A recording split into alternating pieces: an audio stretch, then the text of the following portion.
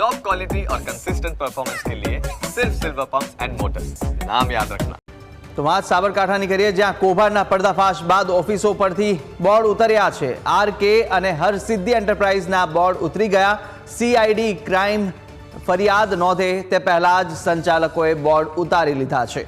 ઓફિસો બંધ કરી સંચાલકો ભૂગર્ભના ઉતરી ચૂક્યા છે।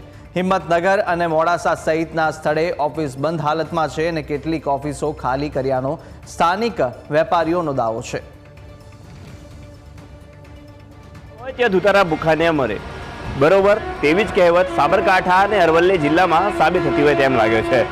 માત્ર BZ ગ્રુપ નહીં, પણ BZ ગ્રુપ સિવાય પણ જે અન્ય કહી શકાય કે હરસિદ્ધિ ગ્રુપ અને જે RK ગ્રુપ હતું તેના દ્વારા પણ પોન્જી સ્કીમો લઈને લોકોની સાથે ઠગાઈ કરવામાં આવી છે। કેટલાય લોકોની સાથે પોન્જી સ્કીમમાં રાફડો જેમ કે ફાટી ચૂક્યો હોય તેવું લાગે છે।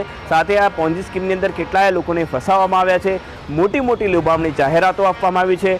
સાથે સૌથી મહત્વની વાત એ છે કે આવી પોન્જી સ્કીમોની અંદર લોકો સ્વાર્થના કારણે અને લાલચની અંદર આવી જાય છે, પરંતુ સૌથી મહત્વની વાત એ છે રોકાણકારોના પૈસા જે મોટા પાયે છે તે હવે મળશે કે નહીં તે સૌથી મોટો પ્રશ્ન છે। ત્યારે હવે CID પણ આ મામલે આગળ તપાસ કરી રહી છે।